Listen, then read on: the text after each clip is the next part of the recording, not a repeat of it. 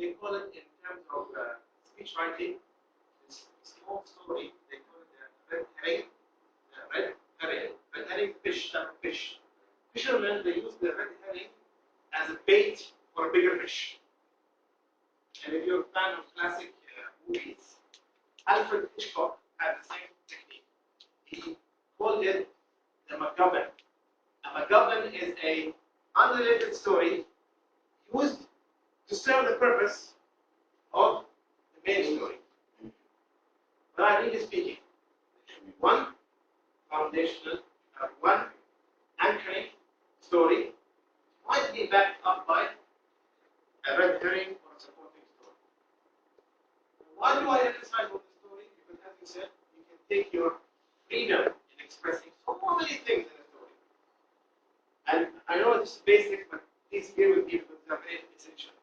You put a story in action. You take care of five important elements. The technical elements, they have to be in every story. They're all content-based and some are delivery-based. I'm still in the content and the speech now. 5 elements. And I'll challenge you in your story. Do you have this in your story or not? Number 1. When was the story? Which year? What time? Number 2. Where did the story happen? Why do you focus on when and where? You see, in any fairy tale, the first sentence is once upon a time and far, far away land. Why? Because you can relate to that period. Yes, that would have helped. The audience can imagine it. Exactly what I'm talking about. Your purpose as a narrator of a story, your only purpose as a narrator of a story is to make it clear for us to imagine.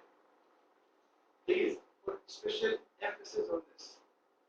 Your purpose as a storyteller is to open the field for us to start imagining. So the moment you say where and when, you build the setup, you build the stage of what's going to happen. Okay? So this is when and where. Number 3, and many people, they little bit under-deliver on this, and this is very important. Who? So, when, where, who, and the who part almost always is under-delivered. Who are the characters in your story? Characters are very important. Can you tell me, what is the strongest character you can put in a story? Yourself. Why yourself? We know we are seeing you on the stage, and when you're trying to give a gesture, you're there on the stage. You're the prop, you're the visual aid.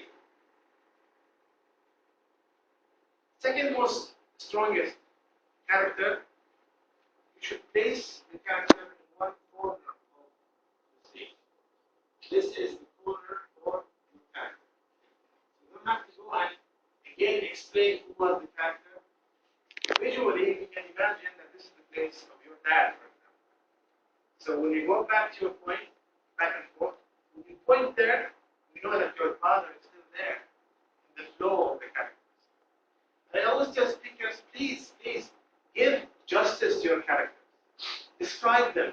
Show their temperaments. Show their what they will look like as human beings. Even if you go into more descriptive narrations, how fat they were, how thin they were. Give us some insight in your characters. And ideally, can you tell me how many characters are best in the story? Two is the ideal. Why I'm saying 2? Because I want to emphasize that we as human beings love to have the duality of things. Good versus evil. Before versus after. Us versus them. The duality of good and bad is always our mythology way of thinking. Two characters, ideal. So I talked about who, when, and when. 4.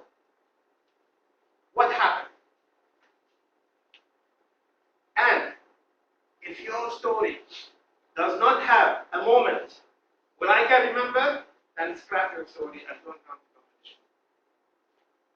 They call it the inflection point. There has to be an inflection point, a climax in your story, a moment when if you drop a penny on the floor, you will hear the penny without any other word, other screaming silence. That should be your moment. If your story does not have an inflection point from point A to point B, and the audience can tell that you are struggling through the inflection point, then your story becomes weak. So many people, I've seen people speaking, giving stories without moving from point A to point B, without the inflection point, or moving so fast on the inflection point that you don't feel the inflection point. Moment of attention can make or break your story. And you take your time in this. So what about the how many minutes you take? If your inflection point was delivered effectively, then you guarantee that you delivered a strong plot, a strong flow of your story. Last but not least, so we said when, where, who, what happened, and last but not least, why. The moral of the story. Moral of the story, there are two styles of saying it. Either, actually three styles. Number one, spoon feeding it, spoon feed it, hide it, or entice it. Trademark or should trademark. So either reveal it, show it, hide it, or entice it.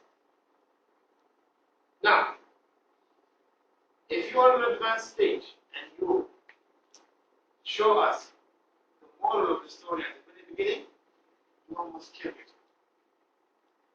Almost kill your story. If your story was not compelling enough, then the audience will lose interest. When you tell them, I'm here for the moral of the story. That's it. Don't continue anymore. That's why the first three speeches in the CC manual are simple speeches, simple structure, so you can tell us the point as soon as possible.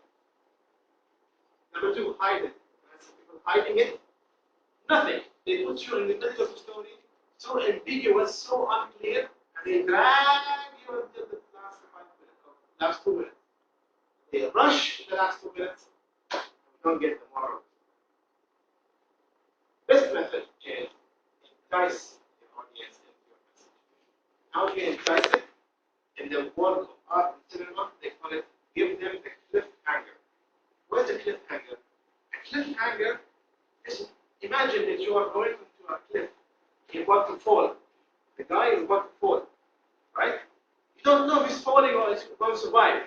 So directors know how to entice you. They cut away the scene. You don't know if he's going to survive or fall down. Same thing, you have to entice audience. Now, I spent 20 minutes only about speech. We still have speaker. And my only problem here is that I don't want to overbully the program. And the second thing, this week is very long. We are helping so many speakers with their preparation.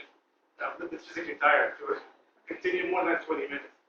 But I promise you that this is only if we plan it well. I'll continue this year. I wouldn't do justice for a speaker part. I want to give it more justice. So let's recap on the speech part. And then very soon I promise you to come continue on the speaker part. And I'm doing this on purpose because Rachna is watching, because I told her in her evaluation, the basic foundational stuff of evaluation is these two cornerstones. Speech. I'll just recap on the speaker again. We talked about four elements. Number one, Pen. mobile content now. Mobile content. Choice of topic. Do you show weakness or do you show strength? And we opt to show weakness and take it out. Take it out. Number two, what's in it for me as an audience member? I have to show a process by which I became a weak person to a strong person. Rafiq Ahmed is my personal mentee. So for the last 3 years, I was helping him on a personal basis. So when he goes on the stage, he has to pass through his checklist before he goes to the stage. So that's why you see, if you go and analyze the speech, you see these elements. Number three, any speech should consist of two elements: foundational phrase and anchoring story. Last but not least, what is the construct of a story? Right? When, where, who, what happened, and why. Now, it's only 20% of what takes place in a prepared speech. I still have many more to talk about in speaking. And this is only for you in particular. Your speech ticked most of the marks in perfect. But as an experienced evaluator, I knew that your speech was mostly prepared last minute. And I know exactly when a speaker spends more time planning his delivery. I know the actual movement is planned, the actual gesture is planned. It took away a lot of your points from that particular point. Even with Sridhar, his sincerity and conviction and bravery to step away from his comfort zone, because we perceive him, I also perceive him as a human speaker. To see him on the stage to become so passionate, so emotional, for me also was surprised. But in both different cases, for you, less, for you, more.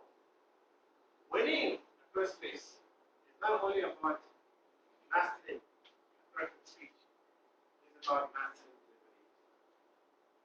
And I always tell speakers, champion speakers, you finish with your content well advanced, 2 months ahead of the content, and you spend at least 1 month practicing your delivery. I hope I gave you something back. I would have loved to give some more points for his demo topics.